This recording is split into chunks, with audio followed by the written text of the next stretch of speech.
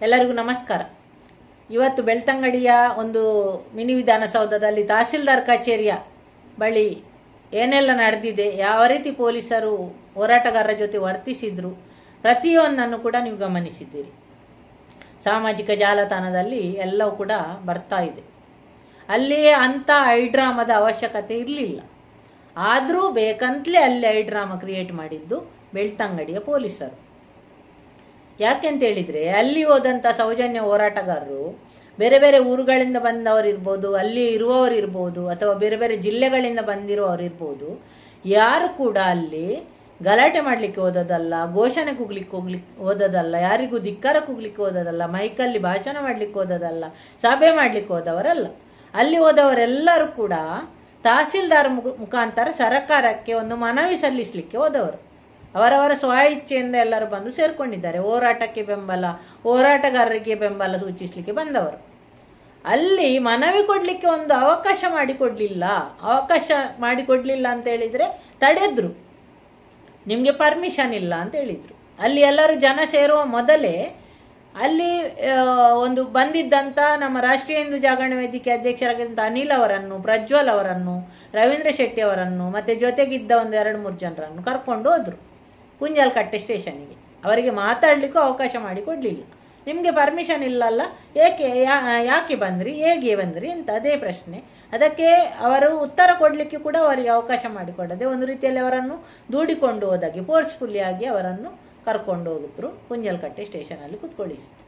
ಇದರ ಉದ್ದೇಶ ಏನು ಅಂತ ಹೇಳಿದ್ರೆ, ಈ ಒಂದು ಅವರನ್ನು ಕರ್ಕೊಂಡು ಹೋಗುವಂತ ಫೋಟೋ ವಿಡಿಯೋ ಬಂದ ತಕ್ಷಣ ಉಳಿದವರು ಅಲ್ಲಿ ಬರುವವರೆಲ್ಲ ಹಿಂದೇಟಾಗ್ತಾರೆ, ಯಾರು ಸೇರುವುದಿಲ್ಲ, ಬರಬಾರ್ದು, ಹೋರಾಟಗಾರರಿಗೆ ಬೆಂಬಲ ಇಲ್ಲ ಅಂತ ಅದು ಮೆಸೇಜ್ ಹೋಗ್ಬೇಕು ಅನ್ನುವ ಉದ್ದೇಶದಿಂದ ಮಾಡಿದ್ದದು. ಆಮೇಲೆ ಆದ್ರೂ ಅಲ್ಲಿ ತುಂಬಾ ಜನ ಸೇರಿದ್ರು, ಎಲ್ಲ ಕಡೆಯಿಂದ ಬಂದಿದ್ದಾರೆ. ಅಲ್ಲಿ ತಹಸೀಲ್ದಾರ್ ಕಚೇರಿಯ ಒಳಗೆ ಹೋಗ್ಲಿಕ್ಕೆ ಬಿಡ್ಲಿಲ್ಲ ನಮ್ಮನ್ನು. ತಹಸೀಲ್ದಾರ್ ಕಚೇರಿಯ ಒಳಗೆ ಮನವಿ ಕೊಡ್ಲಿಕ್ಕೆ ಹೋಗ್ಲಿಕ್ಕೆ ಪರ್ಮಿಷನ್ ಬೇಕು ಅಂತ ಹೇಳ್ತಾರೆ. ಯಾವುದಕ್ಕೆ ಪರ್ಮಿಷನ್? ನಮ್ಗೆ ಯಾವುದಕ್ಕೆ ಪರ್ಮಿಷನ್? ನಾವಲ್ಲಿ ಹೋರಾಟಕ್ಕೆ ಬಂದವರ, ಸಭೆ ಮಾಡ್ಲಿಕ್ಕೆ ಬಂದವರ, ಭಾಷಣ ಮಾಡ್ಲಿಕ್ಕೆ ಬಂದವರ, ನಮ್ಗೆ ಯಾಕೆ ಪರ್ಮಿಷನ್ ಬೇಕು? ತಹಸೀಲ್ದಾರ್ ಮುಖಾಂತರ ಸರ್ಕಾರಕ್ಕೆ, ಮುಖ್ಯಮಂತ್ರಿಗೆ ನಮ್ಮ ನೋವನ್ನು ತೋಡಿಕೊಳ್ಳಿಕ್ಕೆ ಬಂದವರಿಗೆ ಮನವಿ ಕೊಡ್ಲಿಕ್ಕೆ ಪರ್ಮಿಷನ್ ಯಾಕೆ ಬೇಕು? ಇನ್ನು ಮುಂದೆ ಎಲ್ಲಿಯಾದರೂ ಸರ್ಕಾರಿ ಕಚೇರಿಗಳಲ್ಲಿ ಇದು ಕೊಡ್ಲಿಕ್ಕೆ, ಮನವಿ ಕೊಡ್ಲಿಕ್ಕೆ ಹೋಗುವಾಗ ಮೊದಲು ಸ್ಟೇಷನ್ಗೆ ಹೋಗಿ ಪರ್ಮಿಷನ್ ಇಟ್ಕೊಂಡು ಹೋಗ್ಬೇಕಾ ನಾವು? ಇದು ಬೆಳ್ತಂಗಡಿ ಸ್ಟೇಷನ್ ಅಲ್ಲಿ ಆದ ಹೊಸ ರೂಲ್ಸ್ ಅಂತ ಕೇಳುದು ನಾವು. ಅಷ್ಟು ಒಳ್ಳೆ ರೀತಿಯಲ್ಲಿ ಹೇಳ್ತಾ ಇದ್ದೇವೆ, ನಾವು ಮನವಿ ಕೊಡ್ತಾ ಇದ್ದೇವೆ, ಶಾಂತ ರೀತಿಯಲ್ಲಿ ಬಂದು ಹೋಗ್ತೇವೆ, ನಾವು ಯಾರಿಗೂ ತೊಂದರೆ ಮಾಡುವುದಿಲ್ಲ, ಯಾವುದೇ ಘೋಷಣೆ ಕೂಗುದಿಲ್ಲ ಅಂತ ಹೇಳಿದ ಮೇಲೂ ಮಾಡಿ ಅದನ್ನು ಕೊಟ್ಟು ಹೋಗಿ ಅಂತ ಹೇಳ್ಬೋದಲ್ಲ. ಇಲ್ಲ, ಪರ್ಮಿಷನ್ ಇಲ್ಲ, ನೀವು ಯಾಕೆ ಬಂದ್ರಿ ಅಂತ ಹೇಳ್ತಾರೆ. ಯಾವುದಕ್ಕೆ ಪರ್ಮಿಷನ್ ಬೇಕು? ನಾವು ಯಾವ ಇದರಲ್ಲಿ ಬದುಕ್ತಾ ಇದ್ದೇವೆ? ಇದು ಪ್ರಜಾಪ್ರಭುತ್ವ ದೇಶ ಅಲ್ವಾ?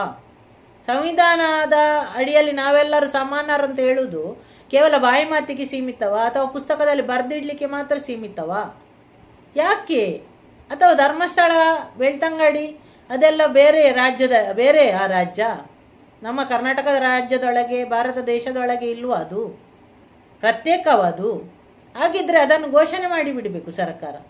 ಅಲ್ಲಿಯ ವಿಚಾರ ಯಾರು ಮಾತಾಡಬಾರ್ದು, ಅದು ರಾಜ್ಯವೇ ಬೇರೆ, ಅಲ್ಲಿದ್ದು ಅಧಿಕಾರವೇ ಬೇರೆ, ಅಲ್ಲಿಗೆ ಸ್ಟೇಷನ್ ಬೇರೆ, ಅಲ್ಲಿದ್ದು ನಿಯಮಾವಳಿಗಳೆಲ್ಲ ಬೇರೆ ಅಂತ ಘೋಷಣೆ ಮಾಡಿ ಬಿಡಬೇಕು.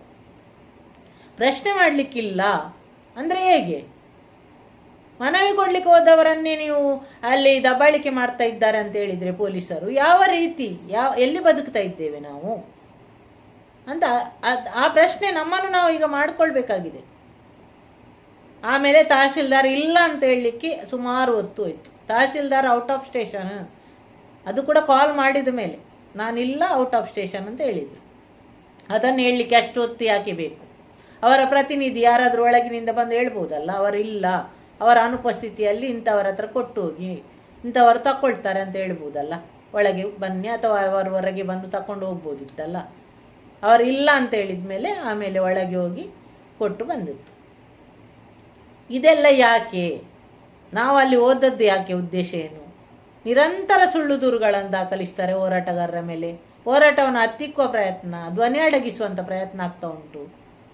ಮಹೇಶ್ ಅಣ್ಣನ ಮೇಲೆ ಗಡಿಪಾರ ಆದೇಶ ಮಾಡಿದ್ದಾರೆ. ಉರುಳಿಲ್ಲದಂತ ಎಲ್ಲ ಕೇಸುಗಳನ್ನು ಒಟ್ಟು ಸೇರಿಸಿ ಆ ಗಡಿಪಾರ ಆದೇಶವನ್ನು ಪುನರ್ವಿಮರ್ಶಿಸಿ, ಪುನರ್ ಪರಿಶೀಲಿಸಿ ಅಂತ ಮುಖ್ಯಮಂತ್ರಿಗೆ ನಾವು ಮನವಿ ಕೊಡ್ಲಿಕ್ಕೆ ಹೋದ್ರೆ ಅದಕ್ಕೂ ನಮ್ಗೆ ಅವಕಾಶ ಇಲ್ಲ ಅಂತ ಹೇಳಿದ್ರೆ ಯಾವ ಇದರಲ್ಲಿದ್ದೇವೆ ನಾವು? ಬದುಕಲಿಕ್ಕೆ ಇಲ್ಲಿ ಅವಕಾಶ ಇಲ್ವಾ ನಮಗೆ? ನಾವು ಯಾರಾದರೂ ಸಾಮ್ರಾಜ್ಯ ಗೆಲ್ಲಲಿಕ್ಕೆ ಹೋರಾಟ ಮಾಡ್ತೇವಾ? ಆಸ್ತಿಗೆ ಹೋರಾಟ ಮಾಡೋದಾ? ಅಂತಸ್ತಿಗೆ ಹೋರಾಟ ಮಾಡೋದಾ? ಅಲ್ಲ. ಹೋರಾಟ ನ್ಯಾಯದ ಹೋರಾಟ ಆಗ್ತಾ ಉಂಟು. ಅತ್ಯಾಚಾರದ ವಿರುದ್ಧ ಹೋರಾಟ, ಅನಾಚಾರದ ವಿರುದ್ಧ ಹೋರಾಟ, ಭೂಕಬಳಿಕೆ ವಿರುದ್ಧ ಹೋರಾಟ, ಇದೆಲ್ಲ ಆಗ್ತಾ ಇರುವಾಗ ಯಾಕೆ ಹತ್ತಿಕ್ಕುವ ಪ್ರಯತ್ನ ಯಾಕೆ ಅನ್ನೋದು ನಮ್ಮ ಪ್ರಶ್ನೆ. ಇಡೀ ವ್ಯವಸ್ಥೆ ಯಾಕೆ ಪ್ರಬಲರ ಪರವಾಗಿ ನಿಂತಿದೆ? ಶಾಸಕಾಂಗ, ಕಾರ್ಯಾಂಗ ಎಲ್ಲ ಅವರ ಪರವಾಗಿ ಯಾಕೆ ಕೆಲಸ ಮಾಡೋದು? ಅವರ ನಿರ್ದೇಶನದಂತೆ ಯಾಕೆ ಕೆಲಸ ಮಾಡ್ತಾ ಇದೆ? ಈ ಪ್ರಶ್ನೆ ಈಗ ನಮ್ಮಲ್ಲಿ ಉದ್ಭವಿಸ್ತಾ ಇದೆ. ಯಾಕೆ ಈ ರೀತಿ? ಹೋರಾಟಗಾರರು ಎಲ್ಲರೂ ಎಲ್ಲ ವಿಚಾರಕ್ಕೂ ಸಿದ್ಧರಾಗಿಯೇ ಬಂದವರು. ಎಲ್ಲರಿಗೆ ಕೂಡ ಗೊತ್ತಿದೆ ಇಂಥದ್ದಾಗ್ತದೆ ಅಂತ. ಎಲ್ಲ ಪ್ರಿಪೇರ್ ಆಗಿಯೇ ನಾಳೆ ಜೈಲಿಗೆ ಹೋಗೋದಿದ್ರು ತಯಾರಾಗಿ ಇದ್ದಾರೆ. ಆದರೆ ನ್ಯಾಯ ಸಿಗಬೇಕು. ನ್ಯಾಯ ಖಂಡಿತವಾಗಿಯೂ ಸಿಗಬೇಕು. ಸಿಕ್ಕಿಯೇ ಸಿಗ್ತದೆ. ನಮ್ಮ ಜೊತೆ ಮಂಜುನಾಥ ಸ್ವಾಮಿ, ಅನ್ನಪ್ಪ ಸ್ವಾಮಿ, ಸೌಜನ್ಯ ಶಕ್ತಿ ಎಲ್ಲವೂ ಇದೆ. ಈ ರೀತಿ ಹತ್ತಿಕ್ಕುವ ಪ್ರಯತ್ನ ಇದೆಲ್ಲವನ್ನು ಖಂಡಿತವಾಗಿಯೂ ಮಾಡಬೇಡಿ. ನೀವು ಯಾರ ಪರವಾಗಿ, ಯಾರ ನಿರ್ದೇಶನದಲ್ಲಿ ಕೆಲಸ ಮಾಡ್ತಾ ಇದ್ದೀರಿ ಅಂತ ನಿಮ್ಮನ್ನು ನೀವು ಒಂದು ರೀತಿಯಲ್ಲಿ ಇದು ಮಾಡಿ ಪ್ರಶ್ನೆ ಮಾಡಿಕೊಳ್ಳಿ, ಸರಿಯಾ ಇದು ಅಂತ. ಈ ರೀತಿಯೆಲ್ಲ ಮಾಡಿ ದಬ್ಬಳಿಕೆ ಮಾಡಿದರೆ ಇದನ್ನು ದೇವರು ಮೆಚ್ಚುತ್ತಾರಾ? ಯಾಕೆ ಇಂಥದ್ದು ಅನ್ನೋದನ್ನು ಪ್ರಶ್ನೆ ಮಾಡಬೇಕಾಗಿದೆ ಅಧಿಕಾರಿ ವರ್ಗ. ಅಷ್ಟೇ ಹೇಳುದು. ನ್ಯಾಯದ ಹೋರಾಟ ನಿರಂತರವಾಗಿರ್ತದೆ. ನಾವೆಲ್ಲರೂ ಕೂಡ ಒಟ್ಟಾಗಿ ಒಗ್ಗಟ್ಟಾಗಿ ಹೋರಾಟ ಮಾಡಿಯೇ ಮಾಡ್ತೇವೆ. ಸತ್ಯ, ನ್ಯಾಯ, ಧರ್ಮ ಅದು ಗೆಲ್ಲೇಬೇಕು. ಯಾವತ್ತೂ ಕೂಡ ಕಷ್ಟ ಬರ್ಬೋದು, ನಷ್ಟ ಆಗ್ಬೋದು, ನೋವು ಅನುಭವಿಸ್ಲಿಕ್ಕೆ ಸಿಗ್ಬೋದು. ಆದರೆ ಖಂಡಿತವಾಗಿಯೂ ಒಂದು ದಿನ ನಾವು ಗೆದ್ದೇ ಗೆಲ್ತೇವೆ. ಯಾರು ಕೂಡ ಅದತಿಗೆಡುವಂಥದ್ದು, ಮನೋಸ್ಥೈರ್ಯವನ್ನು ಕಳ್ಕೊಳ್ಳುವಂಥದ್ದು ಬೇಡ. ಎಲ್ಲರೂ ಕೂಡ ನಾವು ಧೈರ್ಯದಲ್ಲಿ ಹೋರಾಟ ಮಾಡುವ. ಮುಂದೆ ನಮ್ಮ ಖಂಡಿತ ಜಯ ನಮಗೆ ಸಿಕ್ಕೇ ಸಿಗ್ತದೆ. ಅದರ ನಿರೀಕ್ಷೆಯಲ್ಲಿ ನಾವೆಲ್ಲರೂ ಇರುವ. Justice for Soujanya.